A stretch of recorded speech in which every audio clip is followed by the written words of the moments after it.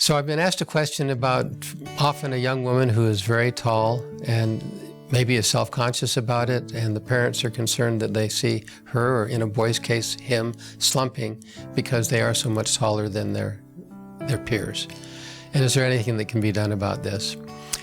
I think, among other things, it's important to have a comfortable relationship as a primary caregiver with that child or with that patient, and to really discuss what the impact of this is on them emotionally, and to point out the difference sometimes in maturational scale.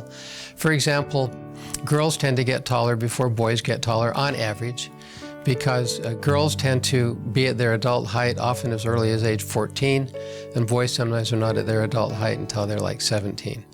So I think it's sometimes good for the health professional just to indicate to the child where they are in terms of their physiologic growth and where they are in terms of their puberty growth. And at the same time, I think it's really important, if a particular child is tall, there are likely other relatives who are tall. And the child needs to be reminded that they're tall like Aunt Harriet, or they're tall like Uncle Harold, or something like that. And that it is important that their self-esteem be such that they take pride in their tallness. And on the other hand, or that they take pride in their shortness. I remember a case where a 16-year-old patient of mine, maybe he was even 17 at the time, after his parents left the room, basically began to weep. And he told me that he had been picked up now 4 times by police for driving without a license. And it's because he looked like he was 12 years old. So it was the opposite problem.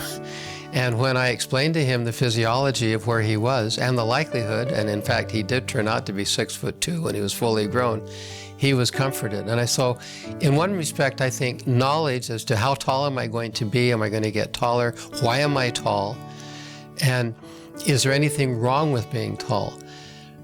Years ago, when I was a very young medical student and even resident, there was, in fact, throughout many children's hospitals in this country, what they called tall girl clinics.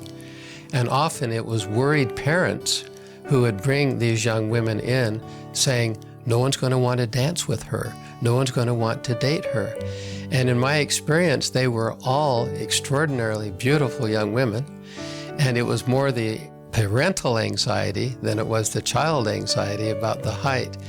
Now, what they did do in those era was to sometimes give some hormone treatments to stunt the growth, to keep the child at a certain growth. Happily, this isn't happening much anymore, because they're focusing more now on the self-esteem and the physiologic and biological reasons for a particular height, either being short or tall, and then trying to make someone feel good about it. Now, again, if someone is pathologically embarrassed about their height and they really are slumping and refusing to stand up straight, sometimes some very short counseling working on self-esteem is what is needed.